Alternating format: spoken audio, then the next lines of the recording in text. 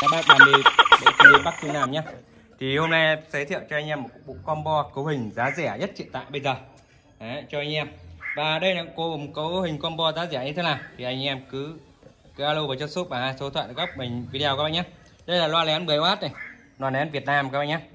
Đấy, và đang vào mùa chim đi mạnh nhất của năm nay. Đang vào mùa chim rồi, và chim đi mạnh cũng là thời điểm kiểm lâm và cũng là các liên ngành như công an xã. Thì các bác biết rằng hiện tại là cái này đam mê của chúng ta cũng là liên quan đến là chim trời cá biển, nên cũng cấm, nên vì vậy là nhiều anh em bị thu đồ anh em nhé. Đấy, thì hôm nay giới thiệu cho anh em một combo cấu hình rẻ, bỏ số tiền hợp túi tiền cho anh em đam mê mọi tổ quốc các bác nhé.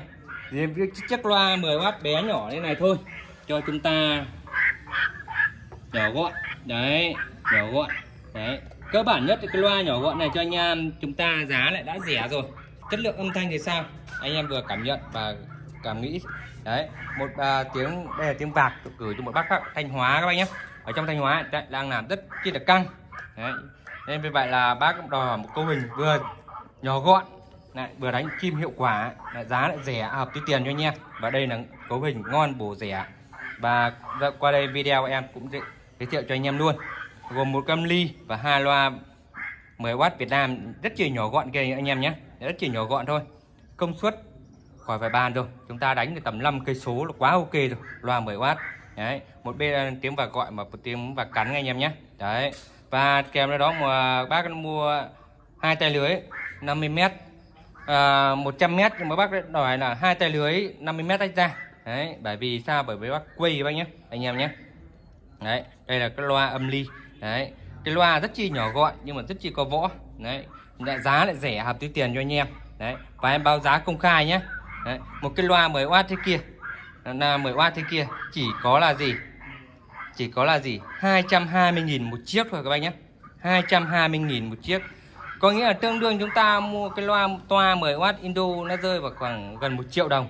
Thì các bác mua được tầm chục cái loa như thế kia, loa 10W Việt Nam như kia các bác nhé. Đấy các bác nhé, chất lượng âm thanh thì không phải chê rồi. Giá lại hay ạ, hợp túi tiền cho anh em. Đấy, mà nhỏ gọn cho anh em. Khi thu đồ thì không tiếc gì cả anh em nhé. Cơ bản nhất là cái âm ly kia thôi. Đấy, cái âm ly và âm thanh tiếng kia thôi là quan trọng nhất. Khi lên ngành đến chúng ta rút luôn, và rút luôn cái âm ly vào túi quần. Còn loa lưới thì chúng ta có thể sắm được, nhưng tiếng và âm ly kia thì đòi hỏi cái đấy chúng ta ưu tiên hàng đầu các bác nhé. Đấy, cái tiếng ăn chim hay không do anh em chúng ta đánh là cái cần thiết nhất. Còn cái loa giá rẻ hợp túi tiền như kia thì anh em kệ, không ảnh hưởng gì. Còn lưới thu thì anh em có thể sắm bộ lưới mới. Kia là lưới 12 phân các bác nhé. Là mắt lưới đây là 50m và 5 diềm 4 túi, cao 7m cho anh em kìa, cao 7m kìa, 5 diềm 4 túi anh em nhé. Mắt 12 phân chống xô mắt, chống chạy mắt cho anh em rồi, chia khoang chia cọc cho anh em rồi. 50m anh em lấy 3 cọc ra chia. Có thể là anh em có thể là mua một bộ thế này, một bộ loa, một âm ly thế này, anh em mua một tay lưới 50m kia rồi, chúng ta cũng đánh bạc quá ok rồi anh em nhé. Chúng ta nếu chúng ta ở đấy có luồng mà bạc đi, nhất là ngoài Bắc hiện tại là giao mùa, mưa cũng là đác rồi, nên chim đi cũng rất chi là mạnh. Nên vậy anh em chúng ta là muốn bộ combo giá rẻ thì cứ alo vào cho shop sẽ tư vấn cho anh em nhé. Có 220.000 một chiếc loa, em nhấn mạnh cho anh em 220.000 một chiếc loa 10W mà nhỏ gọn cho anh em đánh cúm lúm dễ run. Và đây em đang test tiếng vạc em anh em nhé. Riêng cái loa này nhé, phóng xa tầm 5 cây số không xi nhê gì. Đấy, riêng cái loa anh em cứ bật này xem cả làng không còn điếc tai anh em nhé. Đấy, riêng đôi loa này bật lên thì quá ok rồi, chúng ta đánh gọn bạc thì quá ok rồi anh em nhé. Đây em đang test cho một bác khách ở Thanh Hóa hiện tại đang làm rất căng, và bác mua hai tay lưới, một tay thì bác đánh, một tay bác dự phòng các anh nhé. Một đôi loa, quan trọng nhất cái âm ly kia thôi, em nhấn mạnh cho các bác, quan trọng nhất cái âm ly tiếng là quan trọng nhất. Đấy, còn các bác có nhu cầu về đánh chích ré hay rẽ run hay là cúm lúm gà đồng như thế nào, cứ alo vào cho shop bằng hai số dọn góc màn hình video nhé. Bên shop sẽ tư vấn cho anh em bộ cấu hình combo giá rẻ, ăn chim và tiếng các bác nhé. Thì bên em sẽ hỗ trợ cho anh em làm sao là rẻ mà vẫn đánh được cái hiệu quả các anh em nhé. Và đặc biệt là chúng ta vẫn có đồ để anh em chơi. Đấy, thì bên em đa dạng cho anh em. Đấy, anh em cứ cần tiếng gì cứ alo vào cho shop bằng hai số ở các màn hình video các bác nhé. Bên shop gửi hàng toàn quốc, các bác nhận hàng kiểm tra hàng với thanh toán shipper các bác nhé. Đấy, và sau đây sẽ cho các bác cảm nhận cái đôi loa đánh vạc như thế này. Đánh vạc là đòi hỏi về tiếng xa nhất, vọng nhất, thì xem cái yếu tố của cái đôi loa 10W này có làm lên cái trò trống hay không các bác nhé. Quá ok luôn, giá lại rẻ cho anh em.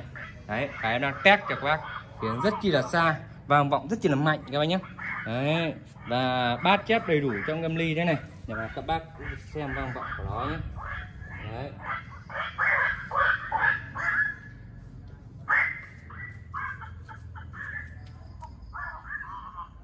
Đấy, đầy đủ cho anh em luôn, các bác luôn nhé. Đấy.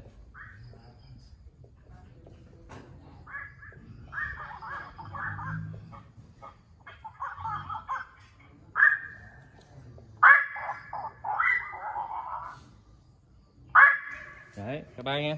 Đấy. Đấy, tiếng cắn rất là nên cơ bản nhất con đánh vạc bây giờ anh em phải có tiếng cắn. Đấy, tiếng cắn lên rất kỳ mà căng các bác nhé. Đấy, tiếng gọi. Đây, tiếng cắn này. Đấy. Không khác gì lo toa anh em nhé. Đấy, anh em nghe rõ. Đấy, tiếng cắn gần rất chi là mạnh và căng. Đấy, cơ bản nhất tiếng cắn. Đấy. Các bác nghe đấy, tiếng cắn lên rất chân trách các bác nhé. Vâng, video ngắn trên YouTube đây. Anh em có nhu cầu về combo cấu hình giá rẻ đánh vạc cái này, cứ alo vào cho shop bằng số các bình video các bác nhé.